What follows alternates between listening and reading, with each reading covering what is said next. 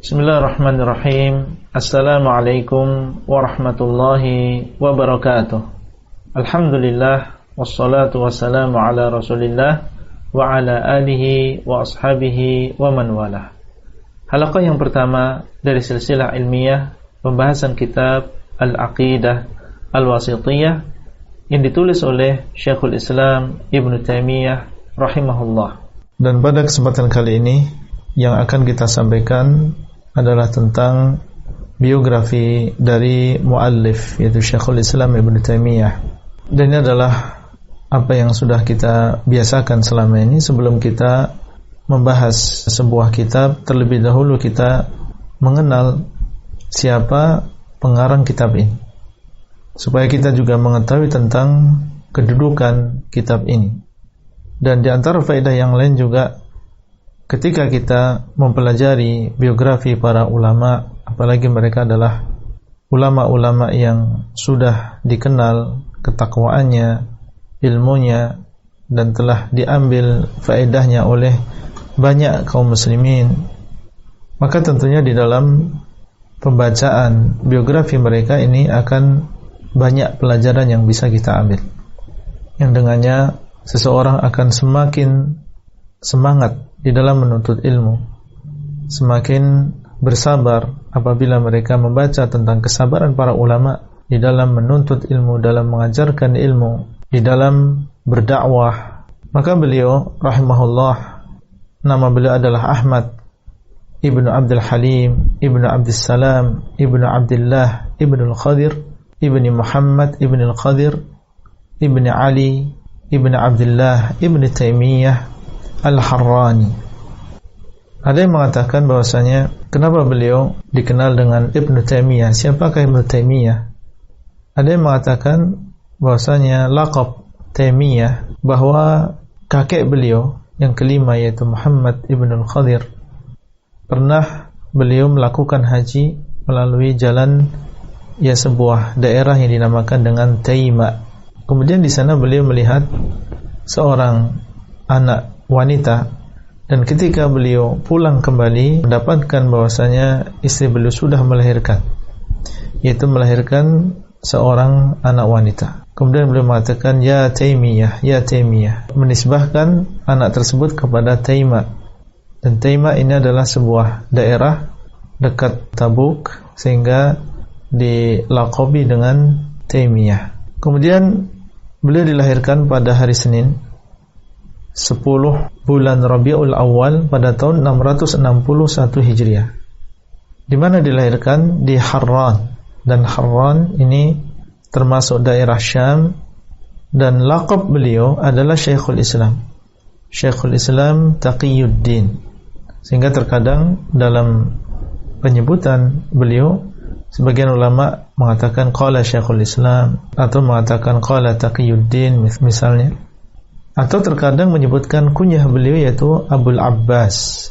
Laqabnya Syekhul Islam Taqiyuddin dan kunyahnya adalah Abul Abbas. Baik, tentang makna Syekhul Islam, ada yang mengatakan bahwasanya dinamakan Syekhul Islam, Syekh itu artinya adalah orang yang sudah tua, dan ada yang mengatakan seseorang dinamakan Syekhul Islam karena dia adalah Syekhun fil Islam qad syaba. Dia adalah orang yang sudah memasuki waktu tua, yaitu sebagai seorang yang sudah syekh, yaitu sudah tua. Dan beliau beda dengan yang lain, yaitu beda dengan orang-orang yang sebaya dengan beliau, yang biasanya mungkin yang namanya pemuda ini bergelimang dengan syahwatnya, dengan nafsunya. Adapun beliau maka berbeda dengan pemuda-pemuda yang lain, sehingga dinamakan dengan Syekhul Islam. Ada yang mengatakan demikian. Dan ada yang mengatakan bahwasanya seseorang dinamakan Syekhul Islam karena dia adalah tempat kembalinya manusia, yaitu dalam bertanya tentang hukum-hukum Islam, ya mereka kembalinya kepada orang tersebut. Tentunya setelah Allah Azza wa Jalla, kembali kepada Allah, kemudian menjadikan beliau-beliau ini yang dilaqabi oleh manusia, oleh para ulama dengan Syekhul Islam, karena ketika ada sesuatu mereka kembali kepada para ulama tadi, bertanya kepada mereka dan menjadikan mereka sebagai sandaran di dalam bertanya. Ini di antara sebab kenapa dinamakan seseorang sebagai Syekhul Islam. Dan Al-Imam Asy-Syafi'i, Al-Imam Ahmad bin Hanbal dan selain keduanya sudah menggunakan istilah Syekhul Islam ini sejak dahulu. Ini bukan sesuatu yang baru yang ada di zaman Ibnu Taimiyah, tidak. Dan tentang keluarga beliau, ini adalah keluarga Alu Taimiyah, yang dikenal dengan keluarga Alu Taimiyah. Alu artinya adalah keluarga. Dan kakek dari Syekhul Islam Ibnu Taimiyah yaitu Abdus Salam, beliau adalah seorang ulama. Beliau adalah Abul Barakat Majduddin, termasuk ulama Hanabilah yang dikenal. Dan di antara karangan-karangan beliau adalah Al-Muntaqa min Akhbari Al-Mustafa yang disyarah dan dijelaskan oleh Asy-Syaukani di dalam kitab beliau Nailu Al-Awtar, Syarah Muntaqa Al-Akhbar. Itu kakek Syekhul Islam Ibnu Taimiyah. Bapak beliau yaitu Abdul Halim, beliau adalah Syihabuddin. Ini adalah laqab beliau. Namanya Abdul Halim dan kunyah beliau adalah Abul Mahasin. Dan beliau menjadi seorang ulama juga yang setelah bapaknya dan mengajarkan kepada kedua anaknya. Yang kedua anaknya adalah Syekhul Islam Ibnu Taimiyah, Abul Abbas, kemudian saudara beliau yaitu Abu Muhammad. Nah, saudara Syekhul Islam Ibnu Taimiyah, Abu Muhammad ini, beliau juga seorang ulama juga, ya, yang mempelajari mazhab Hambali dan dikenal dengan kepandaiannya juga di dalam ilmu agama. Jadi kalau kita melihat bapaknya, kakeknya, saudaranya, maka keluarga ini adalah keluarga yang berbarokah, yaitu keluarga yang memperhatikan tentang masalah agama, masalah ilmu. Dan ini yang seharusnya dilakukan oleh seseorang, bagaimana dia menjadikan keluarga dan mendidik keluarganya ini untuk cinta dengan ilmu agama semenjak mereka masih kecil. Dan tentunya ini semuanya bisa dilakukan kalau kita bisa menjadi qudwah, bisa menjadi contoh yang baik bagi anak-anak kita. Apabila anak-anak kita melihat kita sibuk dengan mendengarkan ceramah, sibuk menulis, sibuk menyampaikan ilmu, maka ini memiliki pengaruh yang besar terhadap anak-anak kita. Tapi kalau kita dilihat oleh anak-anak kita sibuk dengan perkara-perkara yang tidak bermanfaat, ya, menonton sesuatu yang tidak bermanfaat, bahkan bersama-sama dengan mereka, maka ini mereka akan mencontoh apa yang kita lakukan. Baik. Di antara guru-guru beliau disebutkan oleh murid beliau yaitu Ibnu Abdul Hadi, bahwasanya guru-guru Syekhul Islam ini lebih dari 200. Nah, di antara guru beliau adalah Syamsuddin Abu Muhammad Abdurrahman Ibn Qudamah Al-Maqdisi yang meninggal pada tahun 682 Hijriah. Kemudian di antara guru beliau adalah Abdul Samad Ibn Asakir Ad-Dimashqi 686 Hijriah. Dan di sana ada Syamsuddin Abu Abdullah Muhammad Ibn Al-Qawi Al-Mardawi yang meninggal pada tahun 703 Hijriah. Adapun murid-murid beliau maka telah berguru dari Syekhul Islam Ibnu Taimiyah banyak ulama yang kita insyaallah mengenal mereka dan nama-nama mereka tidak asing di telinga kita. Ternyata mereka ini adalah murid-murid dari Syekhul Islam Ibnu Taimiyah rahimahullah. Di antaranya adalah Ibnu Abdul Hadi, meninggal tahun 744 Hijriah. Di sana ada Az-Zahabi 748 Hijriah. Di sana ada Ibnul Qayyim yang meninggal 751 Hijriah. Di sana ada Ibnu Muflih yang mengarang Al-Adab Asy-Syar'iyyah yang meninggal pada tahun 763 Hijriah. Dan di sana ada Ibnu Katsir, ya, yang memiliki tafsir Ibnu Katsir. Ternyata beliau adalah juga murid dari Syekhul Islam Ibnu Taimiyah, meninggal pada tahun 774 Hijriah. Ini menunjukkan tentang keberkahan Syekhul Islam Ibnu Taimiyah. Bagaimana beliau bisa dengan izin Allah, karunia dari Allah, mencetak para ulama-ulama yang mereka mutqin, mumpuni di dalam ilmunya dan dikenal dengan ketakwaannya dan kesungguhannya dalam menyebarkan ilmu. Tentunya kita, khususnya para duat dan juga para thulabul ilm, ingin memiliki murid-murid yang demikian, murid-murid yang berbarokah, yang menyampaikan ilmu setelahnya. maka kita tiru apa yang dilakukan oleh Syekhul Islam Ibnu Taimiyah. Tentunya tidaklah keluar ulama-ulama seperti mereka ini kecuali ketika mereka memiliki qudwah yang baik, ia memiliki guru yang bisa ditiru dari sisi ilmunya, dari sisi ketakwaannya, dari sisi akhlaknya. Dan juga perlu seorang guru memperhatikan tentang keikhlasannya dalam mengajarkan ilmu, kemudian juga memperhatikan kesungguhannya dalam mengajarkan ilmu. Kemudian mazhab beliau, Syekhul Islam Ibnu Taimiyah ini adalah seorang Hambali. Artinya beliau tumbuh sebagai seorang Hambali, yaitu mazhabnya Imam Ahmad bin Hanbal. Tapi apa yang dimaksud dengan Hambali di sini? Apakah yang dimaksud beliau adalah orang yang fanatik sehingga tidak mengambil pendapat kecuali dari mazhab Al-Imam Ahmad bin Hanbal? Jawabannya tidak. Ya, dinamakan dengan Hambali karena beliau mengawali menuntut ilmu fikihnya dengan mazhab Hambali. Dan inilah yang dimaksud oleh para ulama ketika mereka menamakan atau menisbahkan diri mereka kepada Syafi'i, Hanafi, Maliki. Bukan berarti mereka ta'assub dan fanatik terhadap mazhab tersebut. Awal mereka menuntut ilmu adalah dengan mempelajari kitab-kitab Hambali atau Syafi'i atau yang lain. Cuma setelahnya ketika mereka sudah sampai pada marhalah tertentu, ya sampai pada tingkatan tertentu, di situ mereka tidak melihat lagi ini mazhab fulan atau mazhab fulan, tapi mereka melihat dalil. Kalau pendapat tersebut itulah yang sesuai dengan dalil, itulah yang mereka ambil. Berkata Az-Zahabi rahimahullah, walahul ana iddatu sinin la yufti bi madhhabin muayyan bal bima qama ad-dalilu alaihi indah. Ini menceritakan tentang gurunya, dan beliau itu Syekhul Islam Ibnu Taimiyah. Sekarang ini Imam Zahabi berbicara tentang apa yang ada di masanya.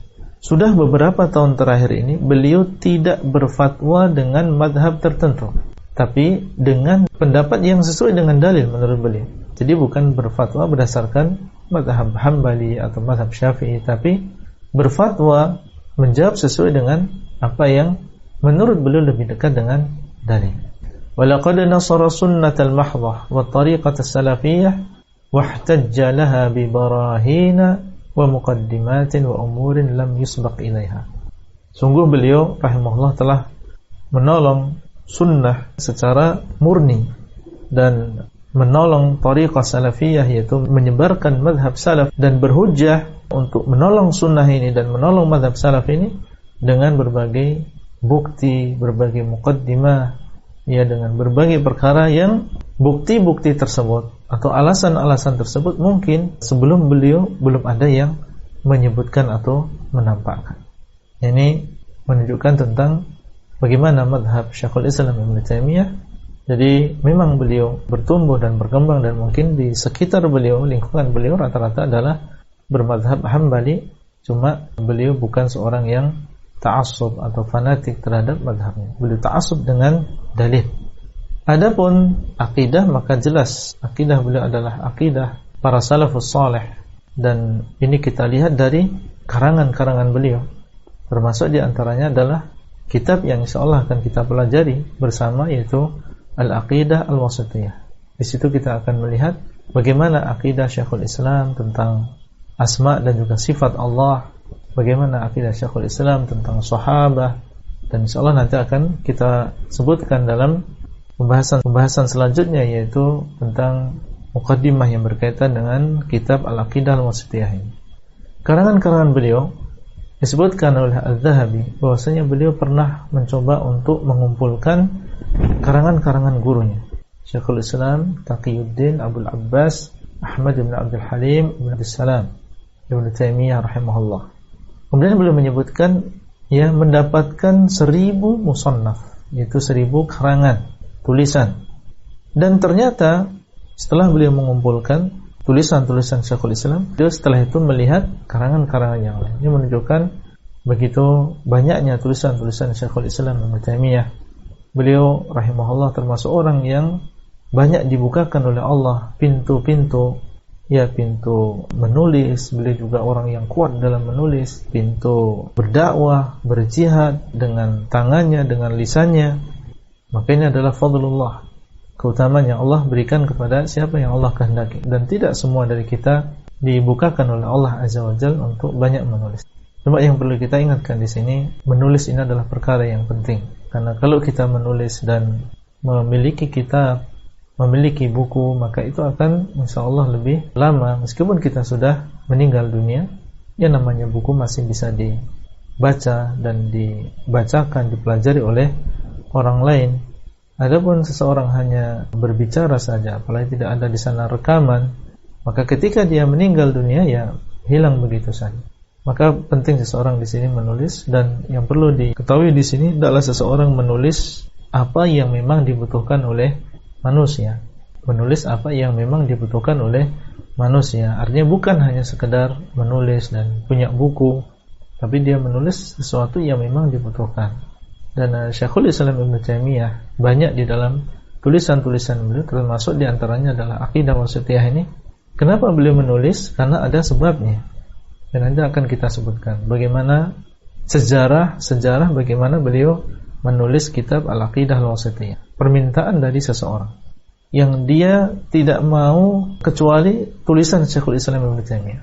Padahal di sana banyak kitab-kitab akidah sebelum masa Syekhul Islam Ibnu Taimiyah. Cuma orang yang tanya tadi enggak mau kecuali yang ditulis oleh Syekhul Islam.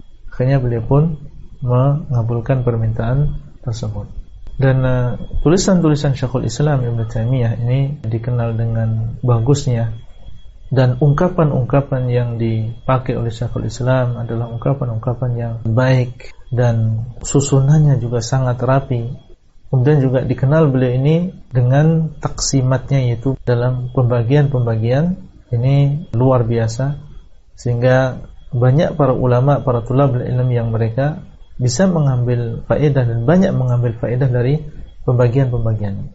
Dengan adanya pembagian sebuah masalah, ternyata dia terbagi menjadi beberapa bagian. Seseorang lebih jelas dan lebih faqih, lebih paham, sehingga dia tidak menyamakan sesuatu yang beda dan tidak membedakan sesuatu yang sama. Dan ada yang mengatakan bahwasanya beliau bisa berbahasa Abriyah. Bahasa Abriyah ini adalah bahasa orang-orang Yahud, dan juga bisa bahasa Latiniyah. Ini dipahami dari sebagian ungkapan beliau, yang dimana beliau menyatakan bahwasanya bahasa Abriyah ini dekat dengan bahasa Arab. Ini sebagian memahami bahwasanya beliau berarti paham tentang lughah, ya, tentang bahasa Abriyah ini. Baik, tentang sifat beliau Syekhul Islam Ibnu Taimiyah dari sisi akhlak, beliau adalah seorang ulama yang pemurah, karim. Dan itu semua kemurahan tadi bukan sesuatu yang dibuat-buat oleh beliau, tapi sepertinya adalah sesuatu yang memang bawaan dari sejak kecil. Dan beliau adalah seorang pemberani, bukan seorang pengecut. Dan beliau adalah seorang yang zuhud di dalam dunia, tidak tergantung hatinya dengan sedikit pun dari dunia. Bahkan disebutkan bahwasanya beliau banyak meninggalkan perkara yang mubah, banyak meninggalkan perkara yang sebenarnya boleh, karena takut terjerumus ke dalam perkara yang diharamkan. Dan tentunya ini semua menunjukkan tentang buah dari ilmu, yaitu zuhud terhadap dunia dan keinginan terhadap akhirat, dan bagaimana beliau meninggalkan perkara yang mubah karena takut terjerumus ke dalam perkara yang diharamkan oleh Allah Azza wa Jalla. Beliau rahimahullah semasa hidupnya berjihad di jalan Allah SWT, baik dengan lisannya, yaitu dengan berdakwah dengan lisannya, dan juga dengan tulisannya, banyak menulis. Bagaimana jumlah tulisan-tulisan beliau. Dan beliau memerangi tentara Tatar dan mendorong kaum muslimin untuk berjihad, dan bahkan dalam peperangan-peperangan beliau senantiasa berada di shaf yang awal. Ini menunjukkan bagaimana beliau sebagai seorang ulama bukan hanya sekedar bisa menulis, bisa memberikan pengarahan kepada manusia, tetapi beliau menjadi orang yang menjadi contoh bagi yang lain di dalam jihad fisabilillah, dan mendorong manusia untuk jihad, memerangi orang-orang kufar. Dan jihad yang dimaksud di sini tentunya adalah jihad yang syar'i, bukan jihad yang dipahami oleh sebagian orang-orang yang tersesat dari jalan Allah Azza wa Jalla. Itulah yang bisa kita sampaikan pada halaqah kali ini. Semoga bermanfaat, dan sampai bertemu kembali pada halaqah selanjutnya. Wassalamualaikum warahmatullahi wabarakatuh. Abdullah Roy di kota Jember. Materi audio ini disampaikan di dalam grup WA Halaqah Silsilah Ilmiah HSI Abdullah Roy.